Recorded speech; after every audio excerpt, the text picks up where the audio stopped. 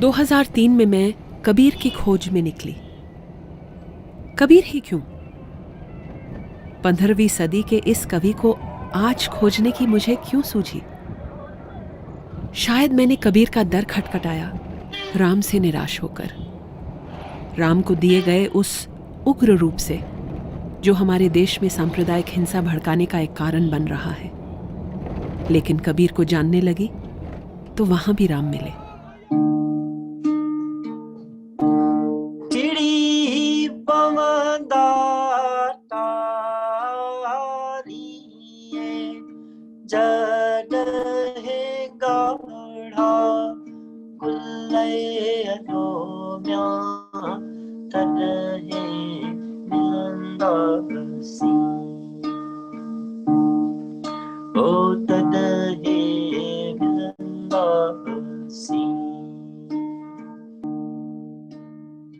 ये जो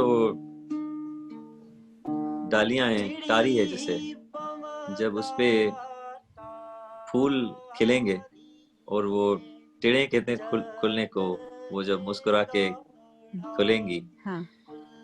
जब धरती फर्टाइल होगी और टेक्निकली जब हमारी सोच फर्टाइल होगी, यहाँ से जब हमारे दिमाग के अंदर फर्टिलिटी होगी, जब हमारे इधर वो गुलाब प्यार के खिलेंगे, हम तब मिलेंगे।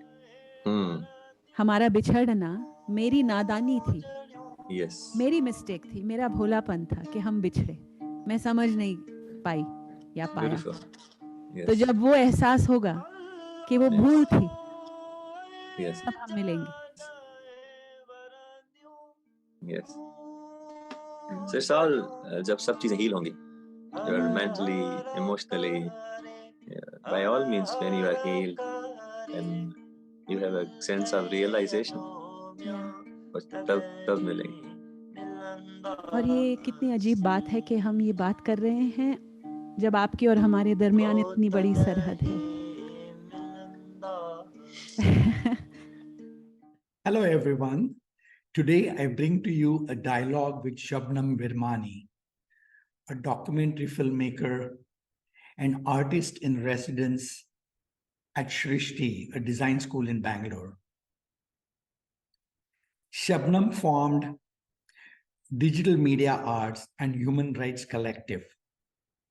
Shabnam has also performed Kabir's compositions at the Kabir Yatra in Rajasthan.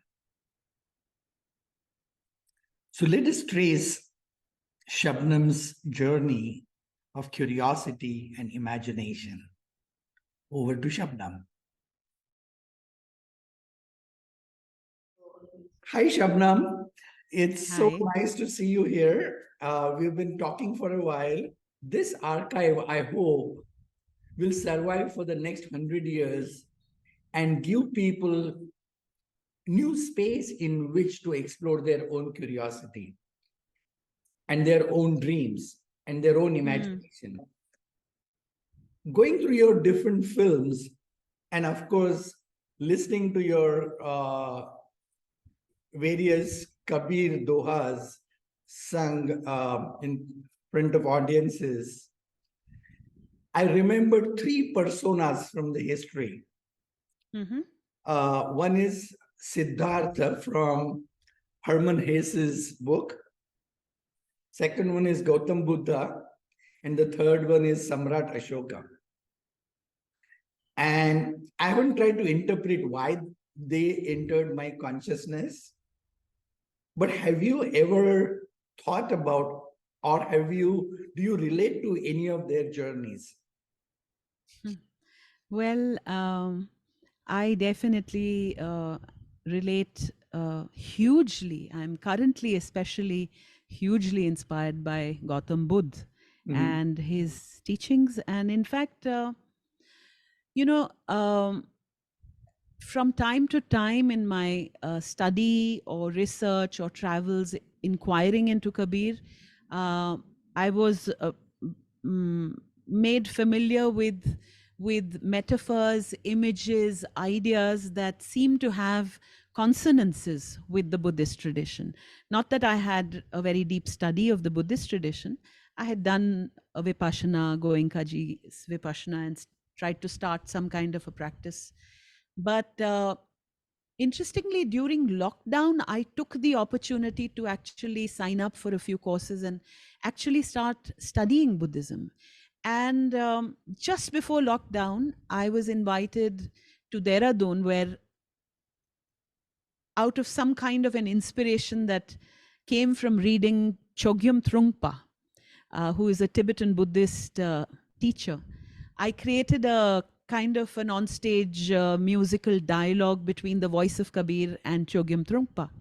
And when I started studying a little bit more about Buddhism, I'm so deeply struck by the consonances between the images, metaphors that you find in Kabir's poetry and those that are that we receive from Buddhism. So I'm very inspired by Gautam Buddha and by the whole Buddhist movement. I try and participate in it today myself through both a personal practice and some kind of study as well, and reading off and on. Oh, and why are you inspired by Gautam Buddha? Well, I think like so many of the other bhakti and Sufi figures whose poetry inspires me, whose music inspires me, Gautam Buddha invites us to interrogate the self, to understand the self in order to understand the world. I think that's the core epiphany or insight that was very new to me when I started these journeys, to recognize that our inner and outer worlds are connected. And it isn't that there's just a social reality out there that isn't actually forming in some way in hearts of people. These fissures, these divides, these thoughts, these visions, these seeds, in a sense, originate in our minds and hearts and manifest in the outer world. And I think Gautam Buddha and Kabir share that that understanding, and insist that before you find problems in the social reality around you, you also look at the self. I mean, Kabir says, "Bura jo dekhan main chala, bura na milya koi, jo tan khoja apna, mujhse bura na koi." So the place to start interrogating is really right here, okay, right around you. What's particularly inspiring and helpful, I should say, about Gautam Buddha is that he left us tools, very, very clearly worked out tools to embark and walk on this journey. Kabir gives us a lot of poetry and song, but he doesn't necessarily give us a practice. He doesn't give us such a meticulously worked out knowledge system that that can guide you. And I feel very enabled by that in Buddhism. Wonderful. So this leads me to my next question is, so I'm very curious in this project about how each one of the people I'm having a dialogue with, how does their mind work? Where is their curiosity? What triggers their imagination? And therefore, my next question is, can you tell me where your journey began, which was like a trigger for a major transformation or imagination or a major leap into your consciousness? Did something like that happen? Where did it begin? And did it have any kind of a leap?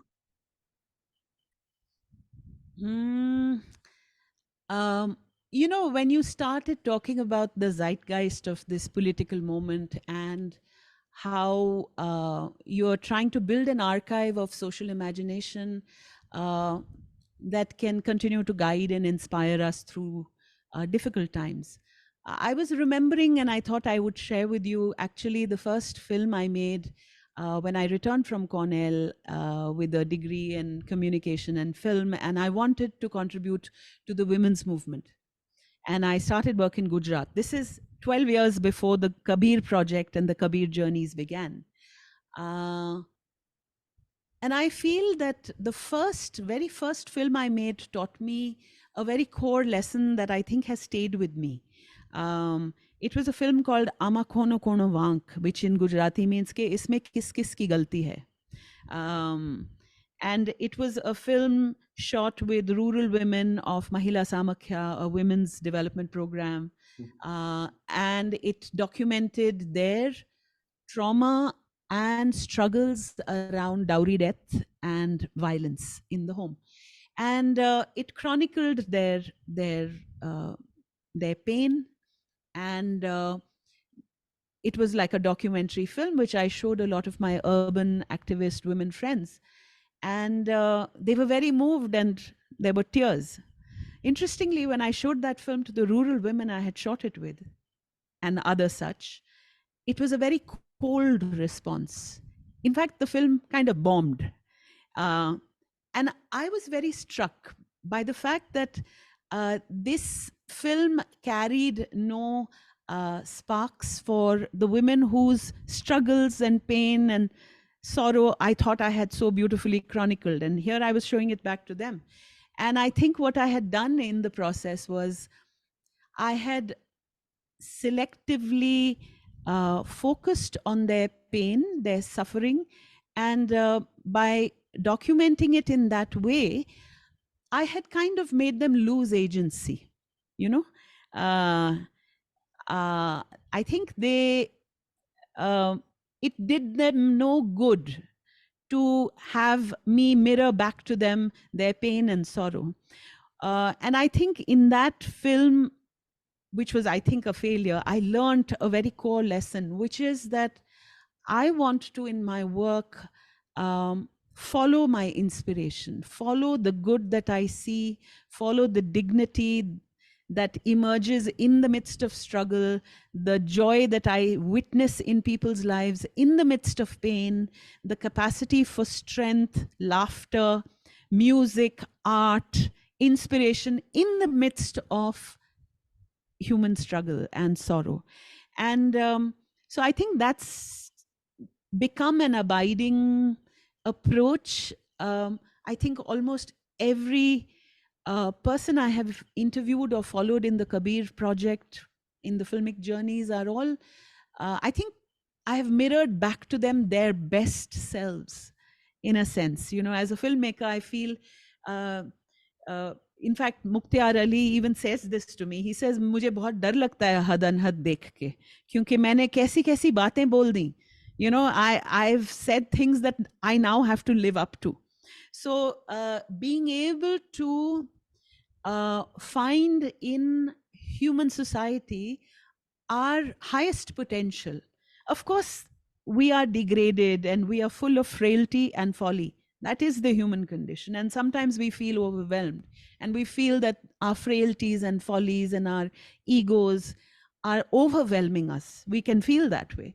But in the midst of all that, to continue to be able to focus and bring your awareness to that one sometimes solitary and frail voice of sanity within yourself and outside of yourself, that is continuing to give you a flickering light in the darkness, is what has emerged as my practice, my praxis, in a sense. All my work does that. We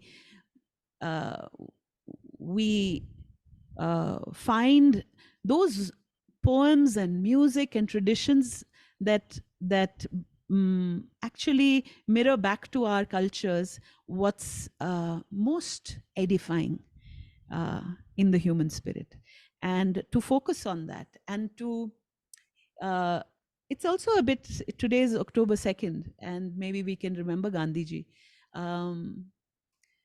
I'm told that when he did the salt march and he went to Dandi and he picked up that piece of, that muthi bhar of salt, a lot of leaders had no idea what the hell is he doing? What is this going to achieve?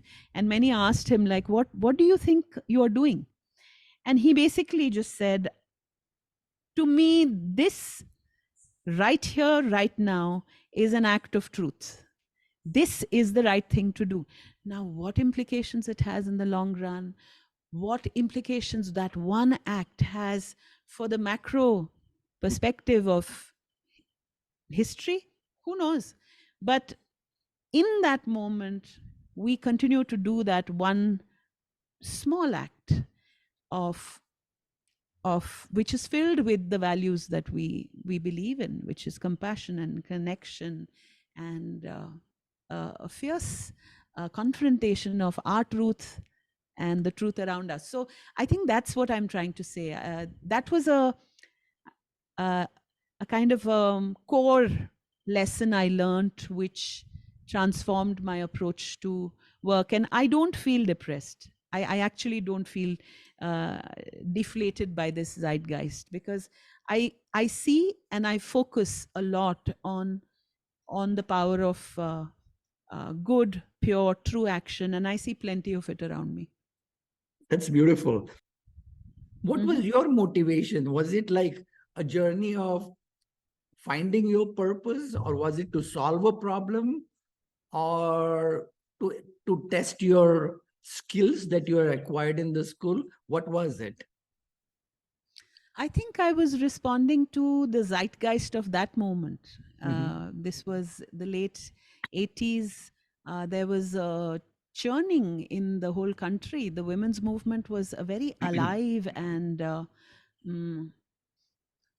many of us were queuing up, signing up for participating in that moment in history, and to searching for ways to contribute our skills to that social cause. And I think this was the time when filmmakers like Anand Patwardhan and Deepa Dhanraj had made very, very striking films, which we were seeing as young college students. And I wanted to be part of this social ferment and contribute to it. So that actually guided my work for the first 12 years as a journalist first, and then later as a community media person working with film and also radio. I did a radio program with Sushma Iyengar, my sister-in-law, with Kutchi rural women. And for about 12 years, I did that kind of work. Very much, carrying a kind of secular, liberal, Nehruvian legacy for social change, feeling like I can contribute to changing society. So the gaze, the lens was firmly outward, right? And I think the Godhra riots and the violence that I witnessed all around me in Ahmedabad in 2002 kind of broke something. It caused a fundamental loss of faith in that secular development paradigm that we can bring about social change through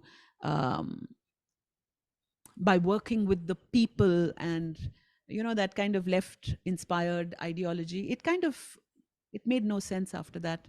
I felt I didn't understand Indian society. I felt I didn't. There was a huge missing something in my worldview, in my way of understanding myself and the world. And I think that missing piece was not being able to understand the place of faith in people's lives. Certainly also the lack of it in my own life. I use the word faith with some trepidation because these words carry so many meanings. I don't mean religion necessarily. I mean what moves somebody to give money to an all-night Jagaran satsang when they could put that money into education. Okay. As a social activist, I would say misguided. Why would you be funding some spiritual activity when you ought to be sending your daughter to school. But I think these Kabir's journeys have shown me the power and the place of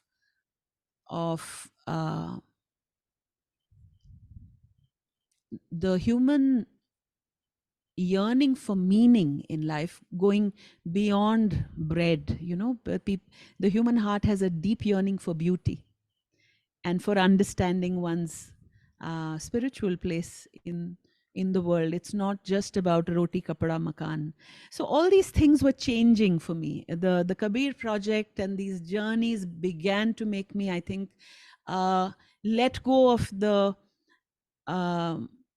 holding on to a very fiercely secular, atheistic, social ideology, if you will, and allow myself to feel moved by matters that we would earlier have shunned as religious or spiritual. And I think that opened me up to Kabir in ways that was unexpected. It was unsettling even, because I was changing. I was beginning to understand many things that earlier were obtuse to me, opaque to me, you know. Beautiful. Before I turn to Kabir, one question I have is, I also saw one of your films about the women in this small village in the south who campaigned against liquor, right? Arak, right? It was Arak. Yes, yes, yes. And so was that film made before you discovered Kabir or after you discovered Kabir? Very much before. So in the decade that I worked with the women's movement in different parts of the country, that film was made in that phase. And you were drawn to that just out of your anthropological journeys, or is it because you had committed yourself to a cause?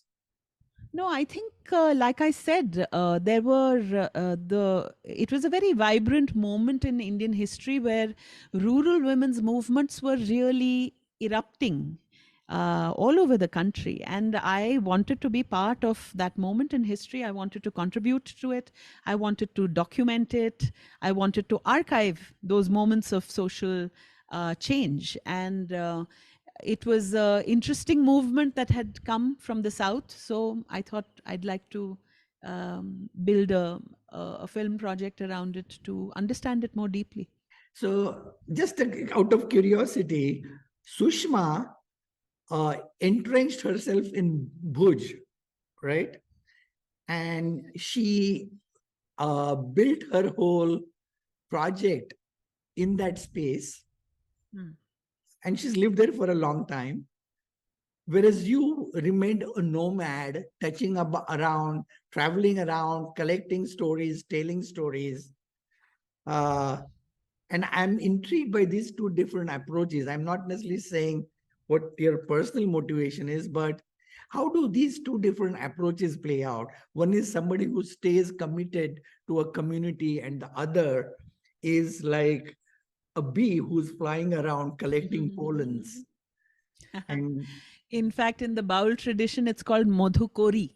It's the practice of the bee going and gathering nectar of knowledge from different places. And I think it's the difference between a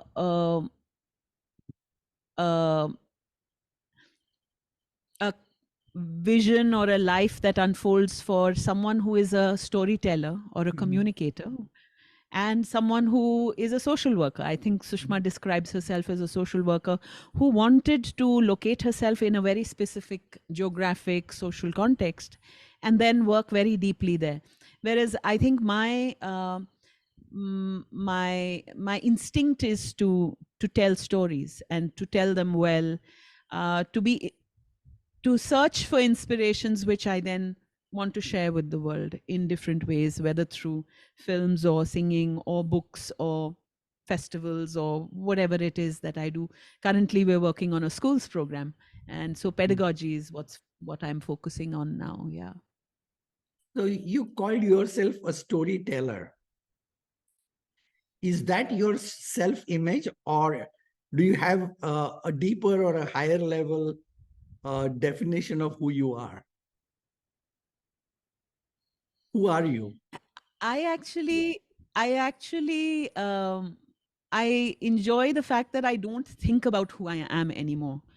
When I started the Kabir journeys, I always thought of myself as, there were all these labels, like I'm a filmmaker. And there was a very clear box in which I had placed myself.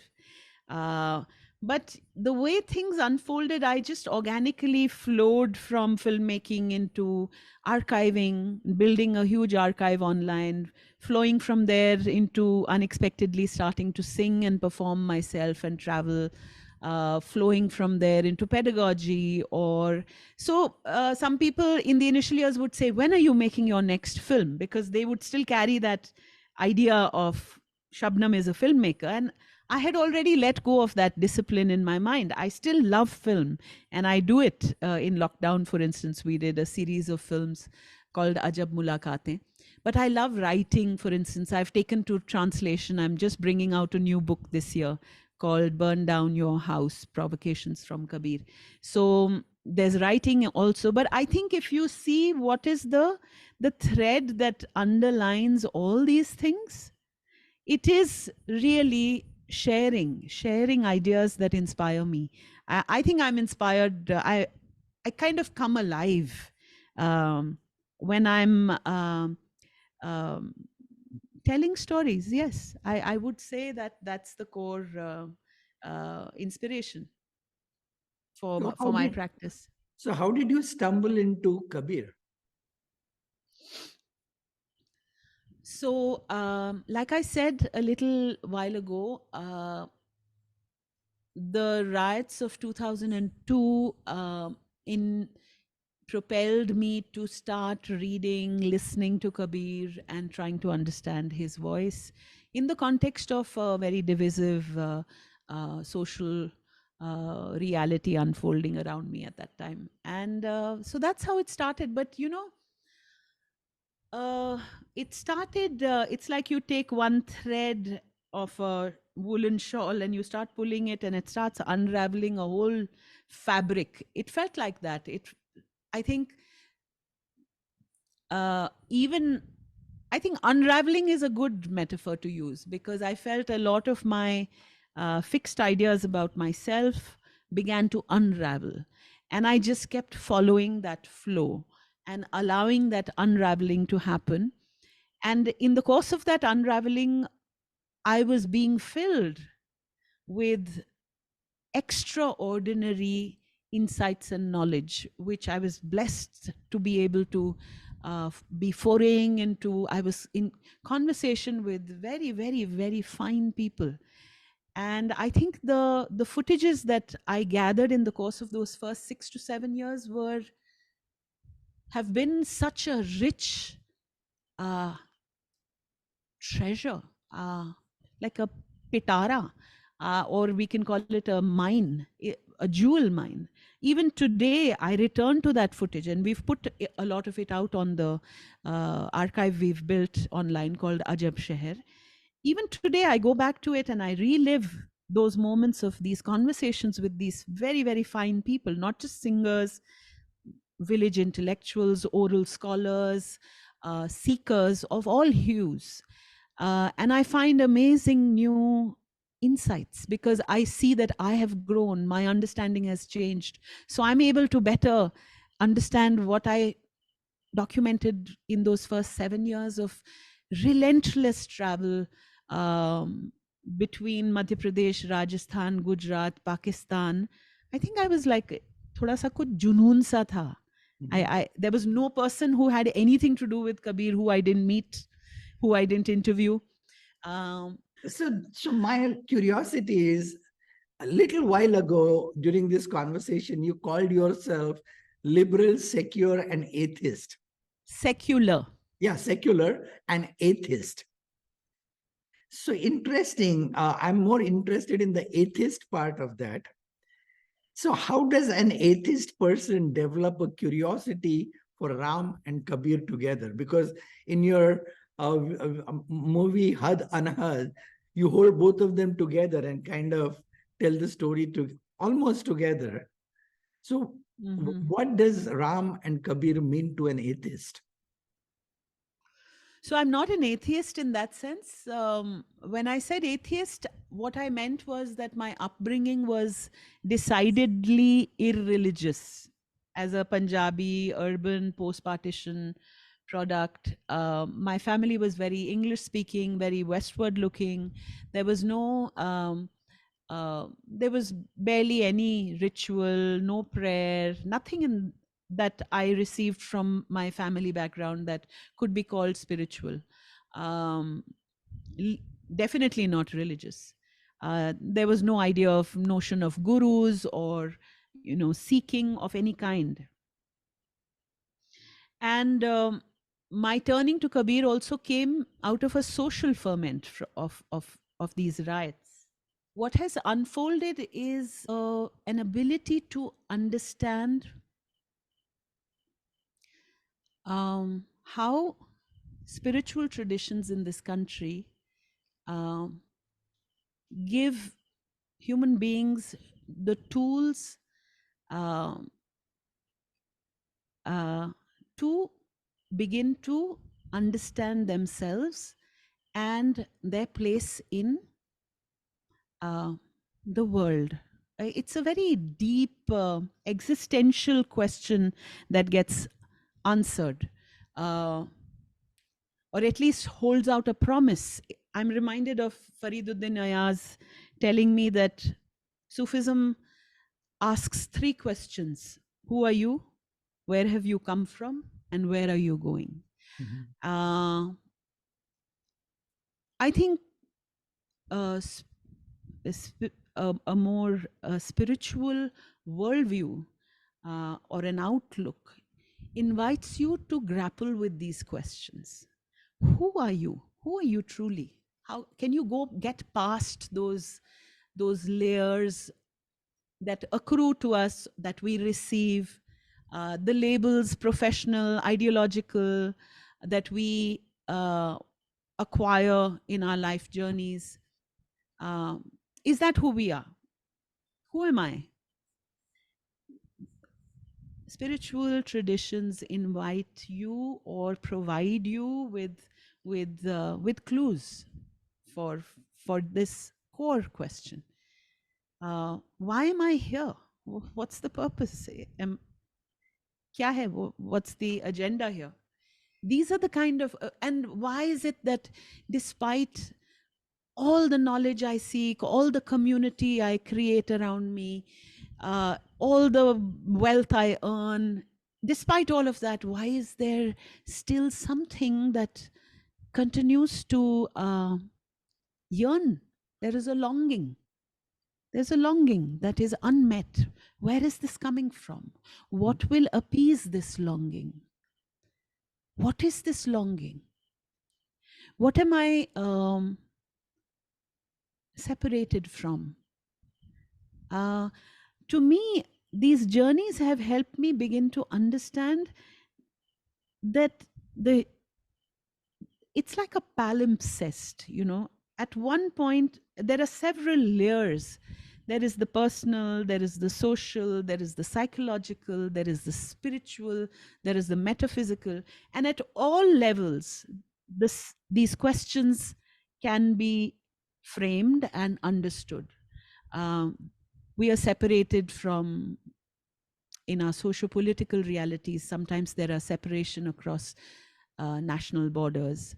We are separated from other people we other in life. We are separated from Muslims as Hindus, or from other castes as upper castes. We are separated.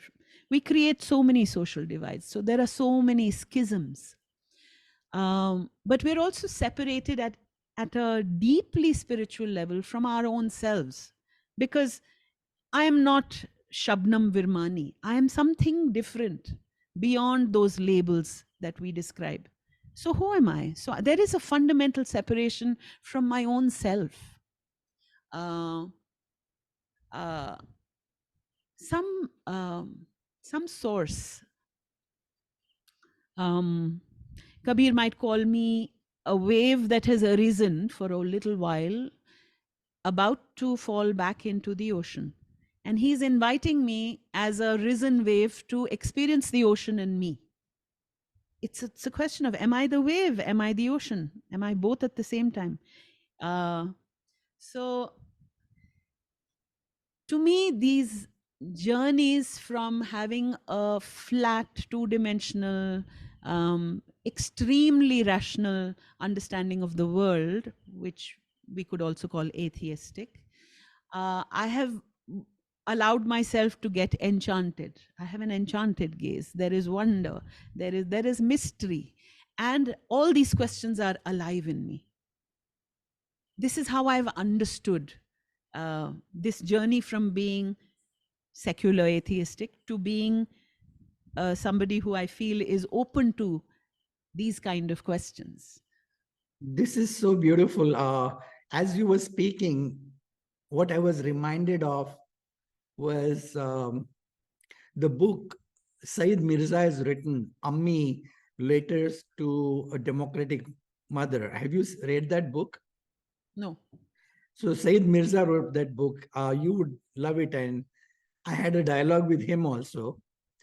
And one of my questions to him was, in that book, he describes his father's journey and his conversations with his in-laws when he's being interviewed for marrying his mother.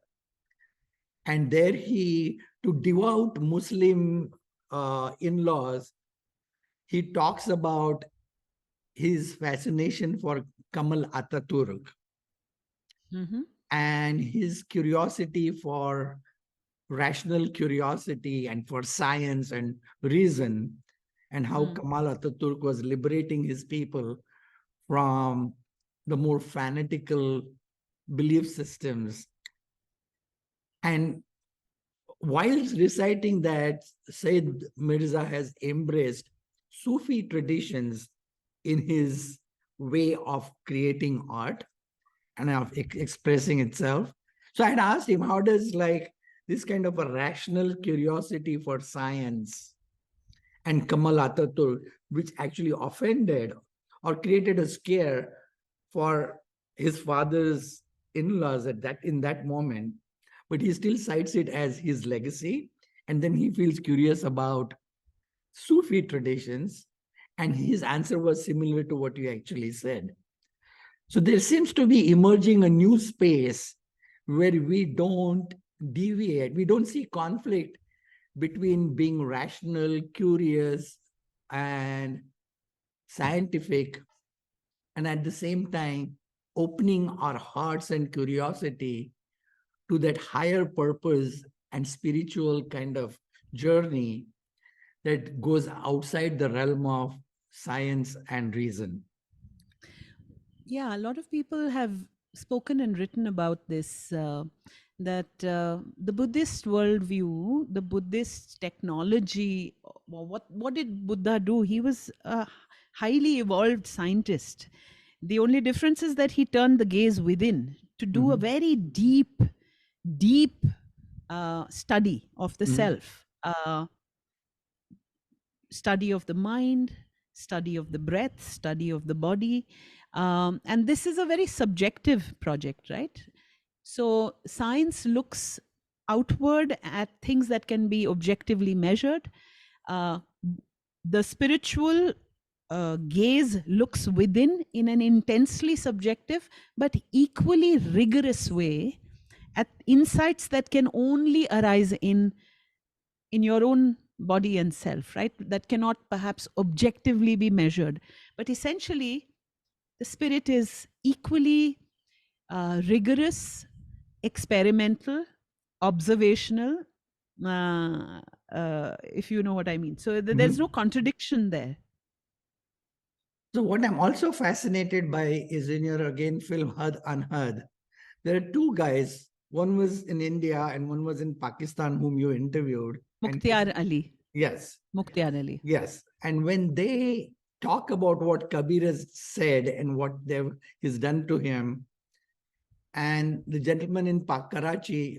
There were two people I met, Fariduddin Ayaz, the Kawal, from Karachi, and Shafi Muhammad Fakir.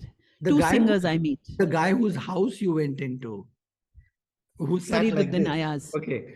So all of them kind of take an approach, and I feel it's pretty bold for a Muslim living in a devout Muslim community to even express views where they put forward a point of view about Kabir and about who you are and what your journey is, which is kind of separates themselves from that fanatical view of their own religion. So my question is, where does that bravery, fearlessness come from to them? And even how did it come to Kabir? Because I'm sure in Kabir's time also there was that kind of a fanaticism present. Well, I think we perhaps are making a mistake in assuming that they are particularly fearless, and that different strands of moderate and liberal thought do not exist in the Muslim context. They do, just as much as fanatical thought exists in the Hindu context. Not every devout Muslim holds a fanatical worldview. And in fact, in my 3 trips to Pakistan, I found all shades of society and thinking in Pakistani society. And these films were received very by many very, very progressive minded Pakistani people.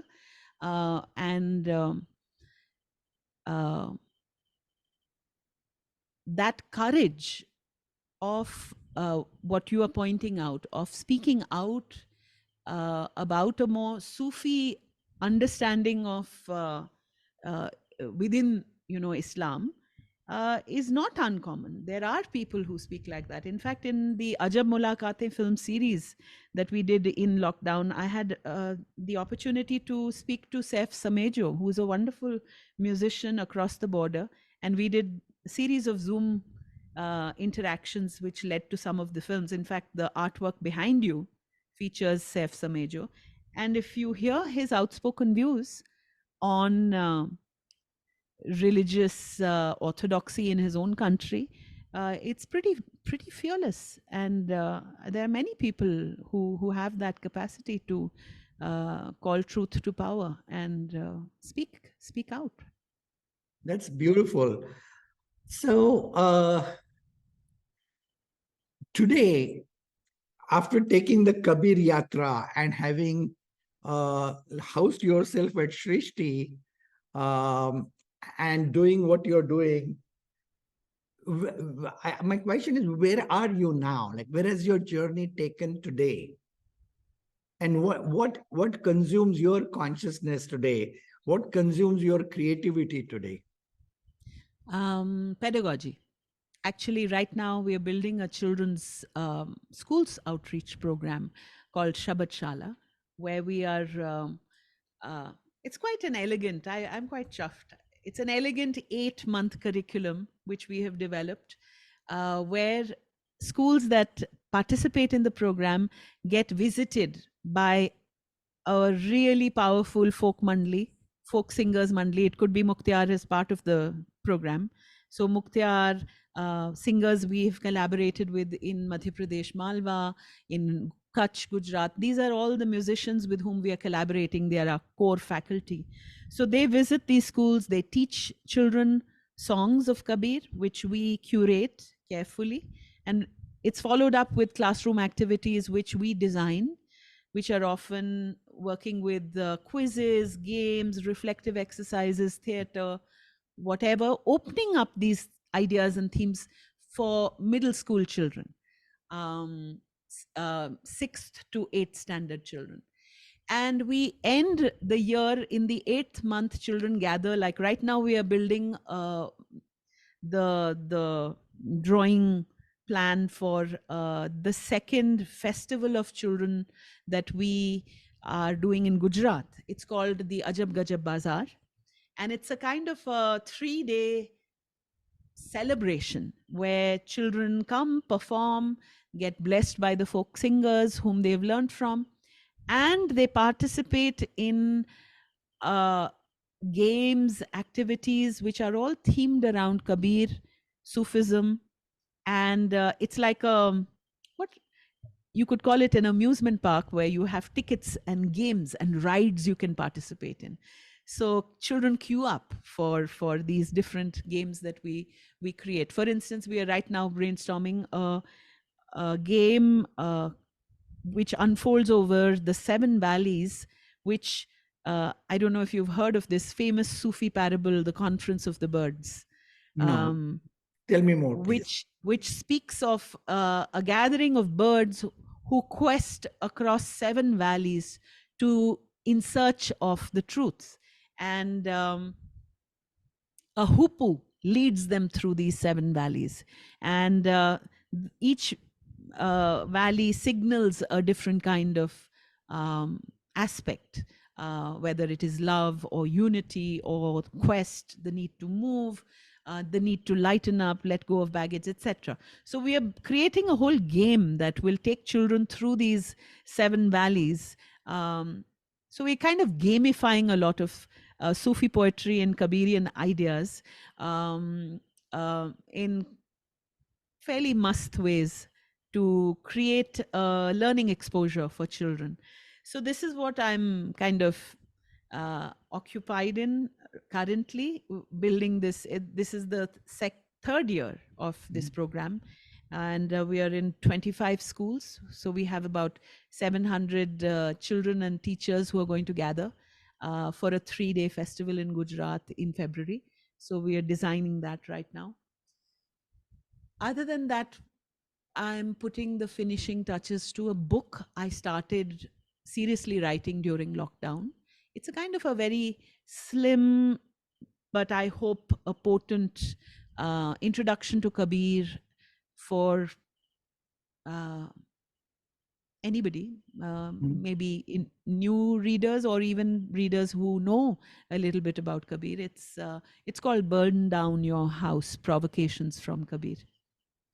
So I'm finishing work on that book right now. Beautiful. Wish you all the best. So I have one very interesting question for you. Next year, there's going to be a congregation in Ayodhya to celebrate the opening of the Ram Mandir. To that congregation, I'm sure many of them will have at the back of mind the demolition, the elation over the demolition of the Babri Masjid. What would Kabir, what effect could Kabir have on them? I don't want to blame them. I want to see them as a section of population that has gone through a certain experience that created trauma for many of us and many of other people in the country. Would Kabir have any effect on them? Or does Kabir have any relevance for them? So I'm talking about a specific audience who's going to celebrate creation of the Ram Mandir. Do you have a response to my question? I'm provoking your imagination. Yeah. In fact, it's very interesting. I once observed and I appreciated Prahlad Tipania ji, from whom I've learnt a lot of what I know about Kabir. He's a wonderful folk singer of Kabir based in Malwa. And I used to travel with him a lot, and it used to really strike me as very interesting that he never shunned any space. He would go into the heart of a very, very saffron space where on Ram Navami there would be a very aggressive picture of Ram behind him, and he would get on stage because he's such a popular folk singer. And he would not shun that space as being Hindutvavadi and therefore not good to engage with. He would go there and he would very gently manage to take that audience on the thread of shabd or song from an idea of a very, very Sagun Ram, Ram of Ayodhya, son of Dashrath. And on the thread of the power of Kabir's words and songs, he would very, very, with great skill and insight, carry them on that journey from a Sagun Ram to a very different kind of Kabirian idea of Ram. You know, in the tradition, there is a famous doha which says, Ek Ram Dashrath ka beta, दूजा घट घट में बैठा. घट घट सभी के देह में वो दूसरा राम विराजमान है. एक राम दशरथ का बेटा, दूजा घट घट में बैठा. तीजे राम का सकल पसारा. Everything that you see around you is the manifestation of that third Ram. और चौथा सबसे न्यारा. Beyond any thing you can conceive of that, he is nyara. He is utterly other to that, beyond beyond the reach of thought and concept. It is beyond that. So this journey from this first Ram to the fourth Ram is something that he would do with a fair amount of sophistication. And he would have, I don't think it's easy to do what he would do. And I think, I hope there are shifts that are possible. In fact, the film Had Anhad made a very deep impact on a weavers community in Kutch. Specifically, Naran Siju is a friend, he's a weaver. He wrote me a letter after he saw the film Had Anhad, and he said, I had a lot of negative feeling in my heart for Kabir, and I came to see this film with a grudge in my heart. I wasn't so keen. But the film unfolded and made me realize that the Ram I understood and believed in, he was part of the Shilanyas movement, the Ram Setu Bandh movement. He had been to Ayodhya as part of all these campaigns for the mandir. And he emerged from the film, he says, I still have that letter, saying he understood that actually the Ram he needs to seek and connect with is in his weaver's loom, in the sound of the loom, in the sound of his own breath. And after that, he and several other weavers of that community started returning to understand the Kabir bhajans in their own community. They are a Julaha community. And they've started a satsang tradition where they sing and engage with this poetry and reflect on it together. Do you try to know who your audience is ahead of your program or during the program? Of course, I have an idea of who I'm going to perform for, but very often it's a bit of a blind date because you can often not predict the actual energetic connect that you get with an audience. So a lot of concerts are very surprising. There is a thin line between being in tune with where your audience is and tipping over to pandering to your audience. If you give over your power, your inner connect entirely to trying to capture your audience, you might be giving away too much. That's my experience. I think it's a very fine balance on stage where you have to be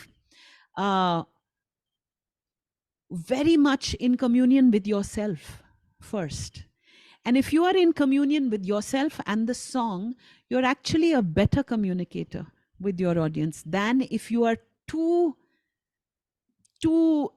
oriented to, is it making the right impact? Am I getting through to my audience? Should I correct my act? So it's a really interesting balance between an inner dialogue, which actually audiences eavesdrop on. And that moves them sometimes much more than if you are trying to please them or influence them in a very proactive way. You saw my question from one lens, which is studying your audience so that you can either manipulate or affect their experience. So it is one doing something for the other. My alternate perspective is being open to knowing and sensing your audience so that you can have an experience together. You can have respect and consciousness for their experience, much like being in love with somebody. If you want to create a good experience of love, then you have to create a shared space in which both of our love can meet. It's most conducive to that feeling of love, being loved, giving love, co-creating love. And that is not about manipulating, but that's more about having respect for the fact that we are both surrendering the self to be in a purposeful, shared, liberated space of being. Absolutely. I don't think we are disagreeing in a sense. I guess that's why I said it's a balance. I'm just I guess conscious of the pitfalls of performance. Yes. See, performance comes with the pitfall of producing an act which is not authentic to the self or to the capacity of your audience. So you know what I mean? My next question is, India is heading towards every year a new reality. The rhetoric, the narratives that's guiding social imagination is at variance with at least my beliefs and desires for the kind of imagination I feel is more uniting and healing and caring and compassion. And then we are heading towards an election also, where all of this rhetoric and narratives are going to acquire more power and trust and I would almost say viciousness. But my archive is going to serve not the next year or 2 years. I want it to survive next 100 years. So I'm going to ask you 2 questions and you can answer them together. Number 2, looking past what's happening in the next year or 2, do you have hope? Do you see yourself role? And what message do you want to leave behind through this dialogue that somebody, a child, the 3rd generation from today who watches this has an imagination, participates in an imagination that's not tainted by whatever is being manipulated today?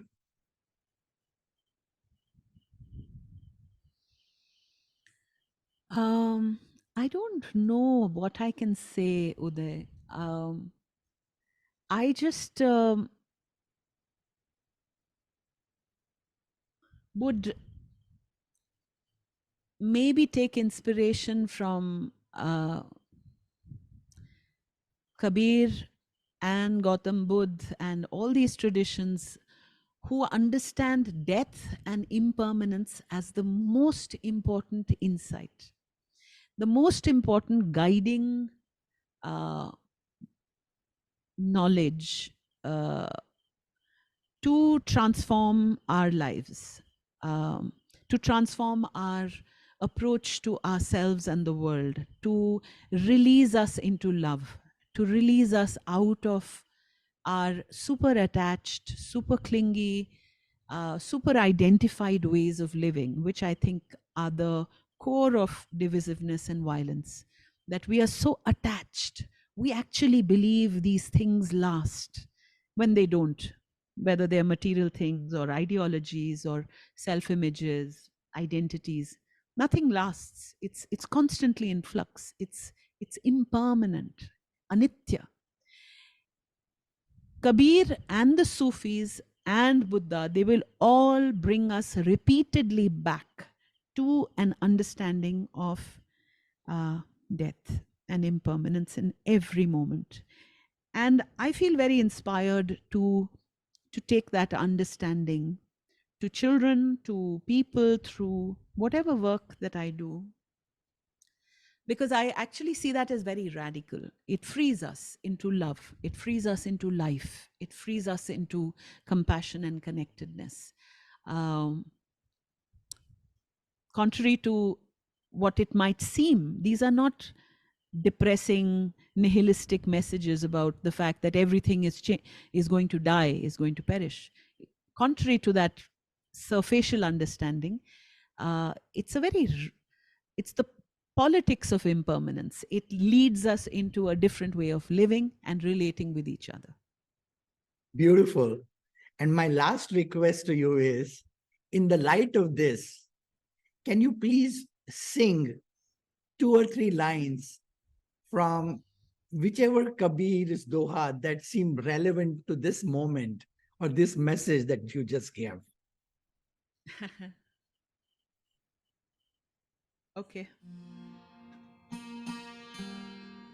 Song that ties into what I just shared, the idea of recognizing impermanence and recognizing impermanence as a key to freeing us actually into a sense of play. So this song says, Sab chala chali ka khela, do din ka jugma mela, sab chala chali ka khela. कोई चला गया कोई जावे, कोई गठड़ी बांध सिधावे, कोई खड़ा तैयार अकेला, सब चला चली का खेला. कर पाप कपट जग माया, धन लाख करोड़ कमाया, संग चले नहीं एक ढेला, सब चला चली का खेला. Okay, I'm assuming it's clear enough. Yes. And I don't need to translate it, right? No. Ghar maat pita sab bhai, all these relationships you cling to. Ant sahayak nahin, there's no one who's going to go with you. You're going to go alone. Ud jayega hans akela, sab chala chali ka khela. Yo nashwar sab sansara, kar bhajan prabhu ka pyara. Brahmanand kahe sun chela, sab chala chali ka khela. So when we say kar bhajan prabhu ka pyara, it doesn't necessarily mean a kind of a religious ritual of prayer, but it's an invitation to a more contemplative way of living, a more reflective life, an examined life.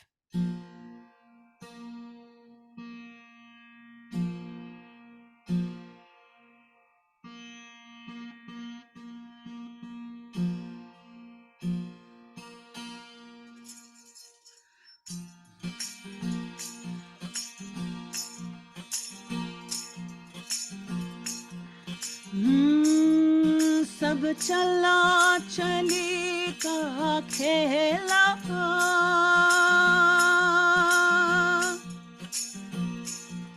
सब चला चली का खेला, दो दिन का है जुगमा मेला, सब चला चली का खेला, दो दिन का है जुगमा मेला, सब चला चली का खेला.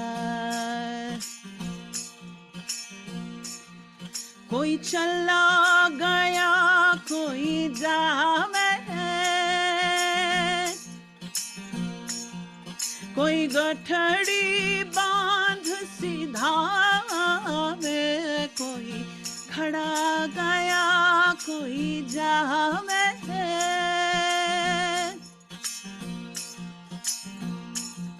कोई गठड़ी बांध सिधावे, कोई खड़ा तैयार अकेला, सब चला चली का खेला. दो दिन का है जुगमा मेला, सब चला चली का खेला, सब चला चली का खेला, सब चला चली का खेला.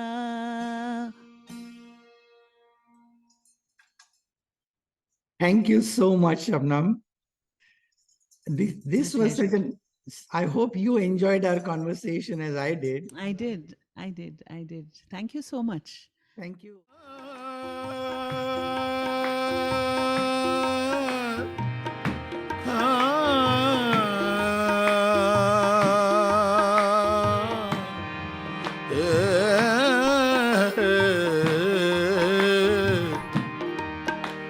गुरु बिन कैसे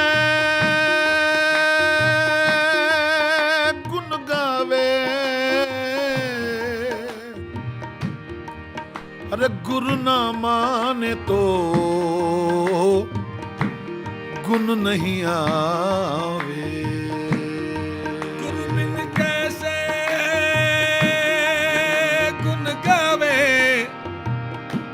गुरु ना माने तो गुण नहीं आवे. गुरु ना माने तो गुण नहीं आवे, और गुनियन में बेगुनी कहावे.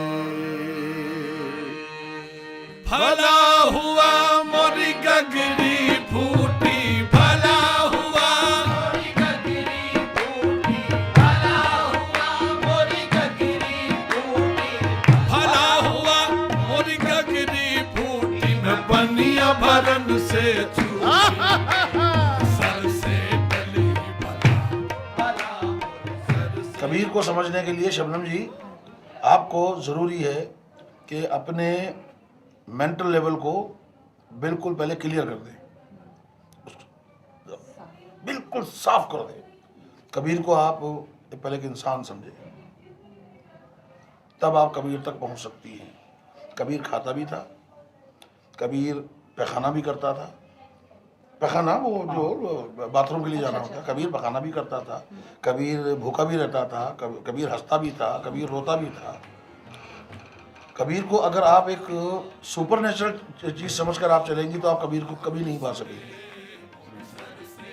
कबीर को आप कभी नहीं पा सकते.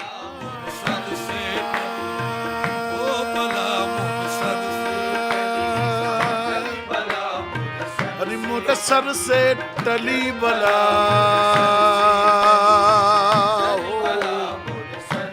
एक कबीरा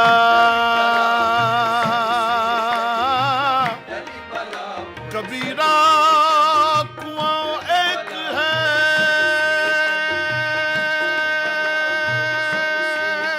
एक है कबीरा कुआं एक है, और पानी भरे अनेक.